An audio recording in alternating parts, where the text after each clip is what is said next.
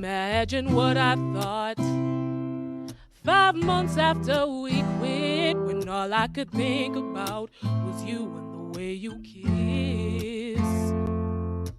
Did I mess it up too soon? Could we have powered through? Was I too consumed with my anxieties?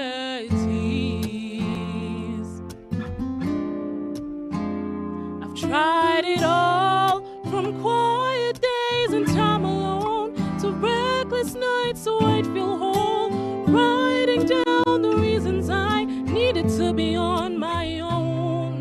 But I'm still thinking of the past when I know that we wouldn't last. I guess I'm grieving the loss of what I wanted with you.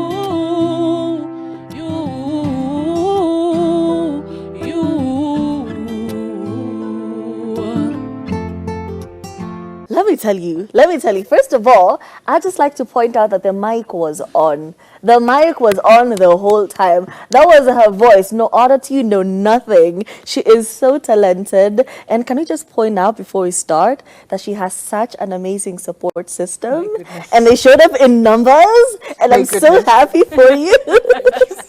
Welcome. Welcome to the show. Thank you. I introduced you. I said your name, but please introduce yourself the best way you can. Okay, let me try speaking to them. Yes. Okay, my name is Dani Dana. I am 19, so I'm just a baby. I'm just a girl. Very young. I'm just a girl.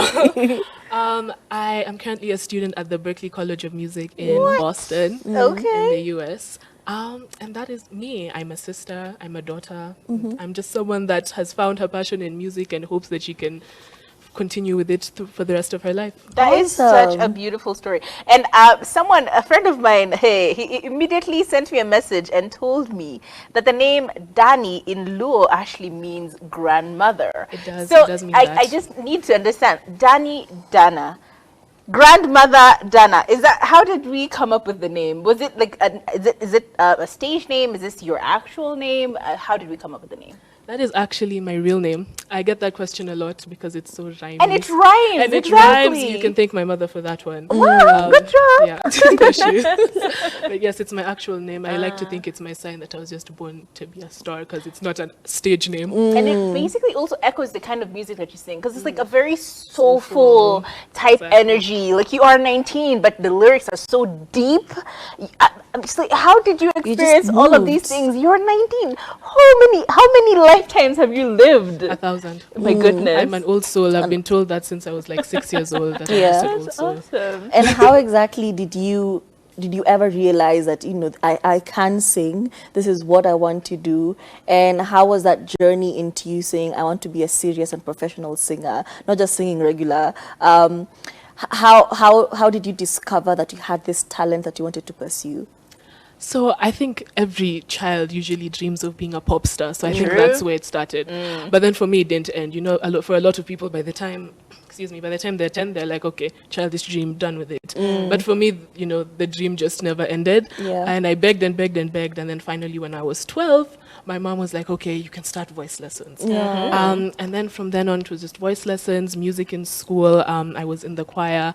I'd never really had an aha moment where I was like, it's this for the rest of my life. I think I kind of always knew deep down, but it was one of those where, can I take this seriously? The environment we're in right now, it's a whole stigma. You want to do music? Are you sure?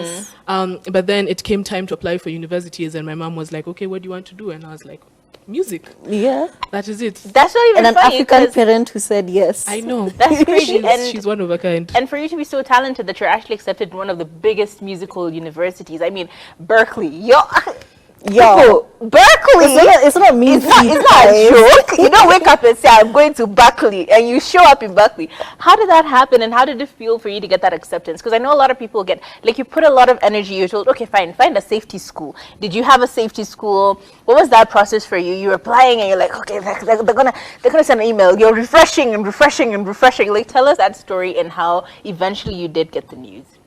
I think applying to universities took up the bulk of my 2023. For a lot of people, it's like, okay, final year of high school, so I'm focusing on exams. Yeah. I did that. I did my exams. I passed. But for me, 2023 was all about university applications. So I did have a bunch of safety schools. I applied to 24 schools in total. Okay. Okay. Yes. Okay. I'll let you. You can never be too safe. You can never be too safe. Even my university counselor was like, "Are you sure? 24." Yeah, that's a I was lot. like, I want to. But so I applied to 24 schools, all of them for music. In fact, I wanted to do a double major in music and psychology. So when I had my Berkeley audition, because if you don't know, when you do these arts applications, there's the actual application where it's like essays, and then there's the audition. So obviously, because I'm not in the US, it was online. I remember I was in boarding school. I did my audition. It was a high stress week because I had so many assignments due. And then at the end of my audition, I remember I just called my mom bawling. I was like, "Mom, it went horrible. Oh no. They are not going to take me." It was just bad. And I remember I went to my room and I cried and I slept. And then I think a month or two later is when I saw the email, because they send you, "Oh, there's been an update to your portal." And I was like, "It's over. It's Berkeley." And for some of them, because I was away, I was getting these acceptances and I'd have my mom on the call and we'd open them together. But I was like, this one I have to do by myself.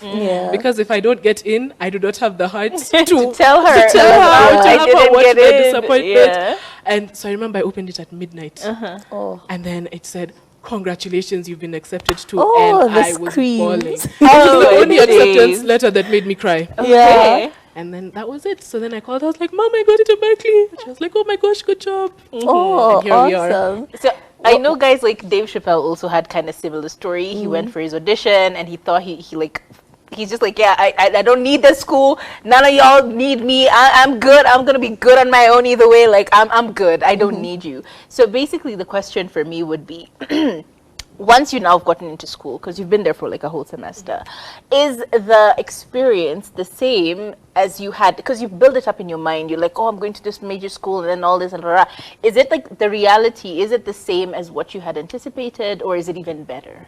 The culture shocks.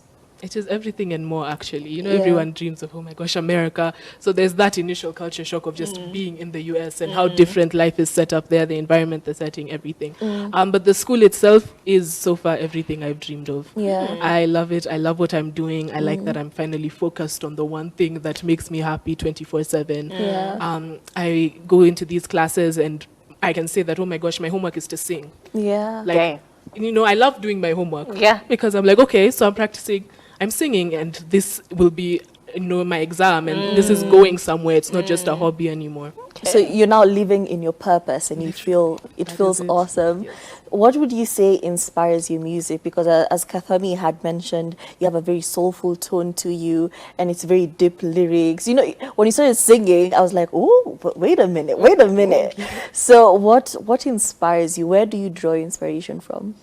Everywhere, as cliche as it might sound, but most of the time it is me and my own life or the lives of the people around me. Like sometimes I'll be sitting with my friend and we'll be having a conversation. She's like, "This and this is happening," and I'm like, "That would be a good song." Yeah. And I'm gonna write the song. I don't wanna spill tea around you. It's funny that you said that. Someone told me that yesterday. No, but you see, I never say the name. Or if I'm stuck for a lyric and I'm trying to write about an experience that I haven't so much had myself. Like on my new EP, the first song is Siri, and it's just about someone who's kept secrets and blah, blah, blah. And I was like, okay, I don't necessarily have anything I can draw from my own life. Sure. So I talk to my friends, and we kind of have like You're mini basically therapy researching your sessions. friends. Oh my I goodness. do, but they know. And I'm like, okay, so tell me about a time. And they're like, okay, I'll tell you. And then that'll inspire the song or one The song lyric. comes out, they're like, "Wait, this sounds familiar." It sounds a bit like the conversation I had with you. Yeah. Awesome. You have two EPs, both very, very short. So like the one you just spoke about just now, that's about 5 songs in, and then we have the other one from 2023, which is like 4 songs in, and I think in my mind, I'm just like, why are they so? Why are you giving us like it's like a taste, like just here. Lick it a little bit, but I'm not gonna give you too much. Like just you can have a little sip, but not the whole bottle. What's the story there? Why are you giving us super short EPs? I'm dipping my toe into the industry. But also it is as well for me to kind of figure out what my sound is, what I like creating, what I like writing about. Right. But this year I'm planning to have a whole album. Again, you're not like most people say, okay, this year, I'm going to give you No. like I'll give you 12 songs fully. It will be like a full Me, body nothing of under work. pressure. I am telling Then- the truth. If you want these 2 EPs, I've done them in less than 6 months. One was in Wow. August, the other one I just finished In- 2 weeks before I released it. It came out last week. Okay. And now you're in Berkeley, so obviously there's that exposure. There are things that it would be very limited if you're just, still in Kenya. But now, have you thought of collaborating with any Kenyan acts? And is there anything we can look forward in the new album this year? I hope so. I would really love to collaborate with Nikita Kering. So if at all she's hearing this, I want to work with you, please. I would also love to sing with Sauti Sol. I know they've broken up, but I know they still work together. So them, Bien specifically, because I just love his sound. In fact, for this EP, I draw a lot of inspiration from some of his singles that he's done on his own. Oh. So Unsaid is the old album. No, the new album is Unsaid. The old album was the first cut. And you just sang a song from the first album, and it's quite an interesting song. It's Grieving the Loss, and the title itself is quite heavy. You're like grieving the loss of what? Like, what is a 19-year-old grieving the loss of? Hey, can you please? don't I know I sound like an auntie. Not minimize. But like I was about to mention that, like, I've seen a lot of there's a thing with Gen Z. I'm millennial, so there's a thing with like Gen Z, and there's so much stuff that young people are going through, and it's almost impossible for me to like fathom sometimes. So I'm like, dude, what? But it is an experience. It is your life. It is the realities that you have faced, and obviously we can't discredit or take away from that simply because you are young and you're way too young to have experienced this. So in my mind, I always go, because you said again, a lot of the songs are really about your story and things that you've gone through and your fellow people have gone through, or people around you have gone through. My question then just becomes, how does it feel any different to live Gen Z in this day and age, where as millennials and Gen Y, we're now kind of trying to get to that point where, like, okay, look, mental health is an issue, and we need to talk about this, and this other thing is an issue, and we need to talk about this, and gender neutrality, and all of these other many things that a lot of people are still trying to struggle with. Does it feel like we are taking too long to catch up with your experience and where you're at, and how did grieving the loss come up? I think to answer your question, in some sense, yes, because everyone thinks, oh, what does a 15-year-old Right? have to complain about? You're 17. Why are you all sad and depressed over a boy? Over school is stressing you? Really? You don't know real life stress. But I think at some point it's important to validate those struggles, because while it might not seem as big to someone who is older and maybe more experienced, you have to realize that at that time, that is the biggest thing I'm going through right now. So the way you feel about something that could explode in your life right now is how I feel about this.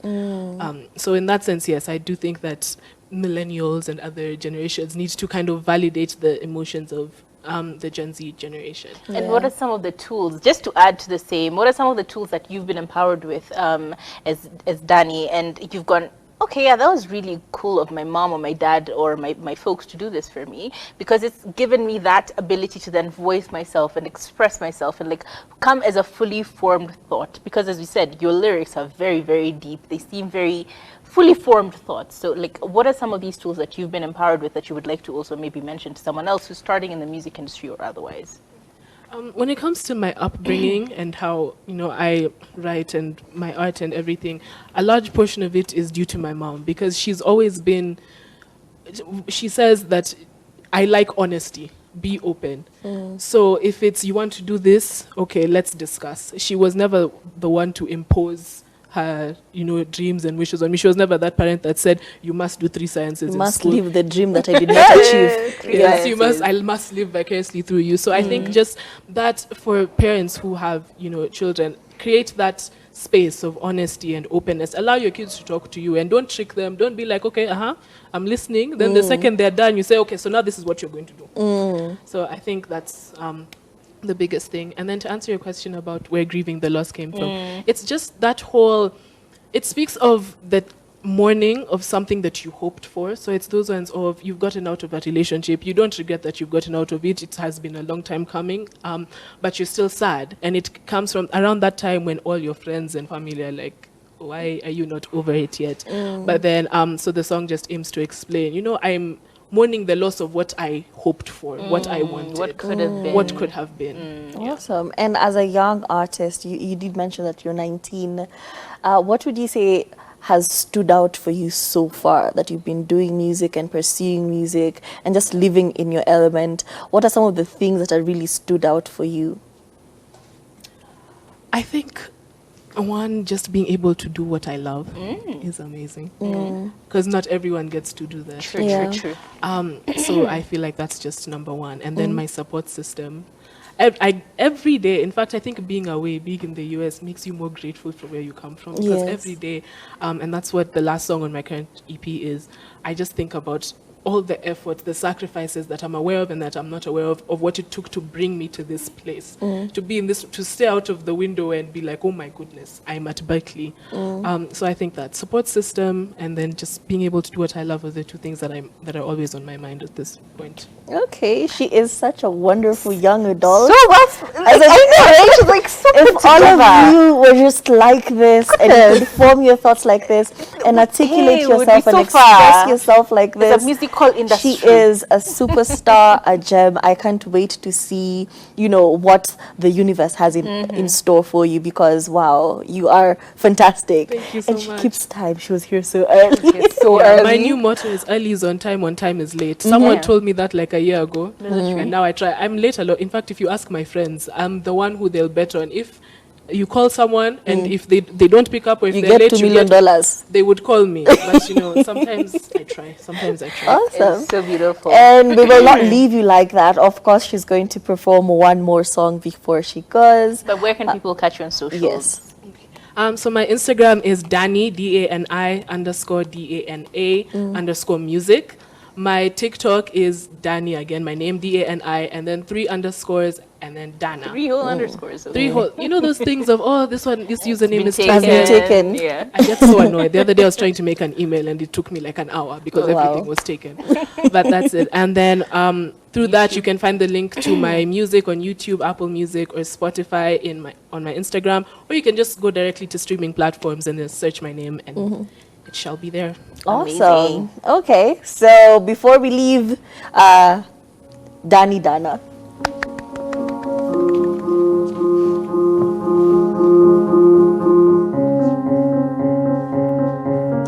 Can we start the song again? Can we start the song again?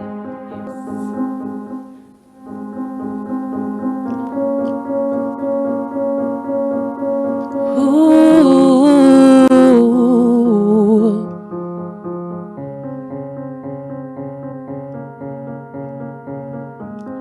Time stops as I look across the sky. See my reflection in the water, gauge myself from someone else's eyes.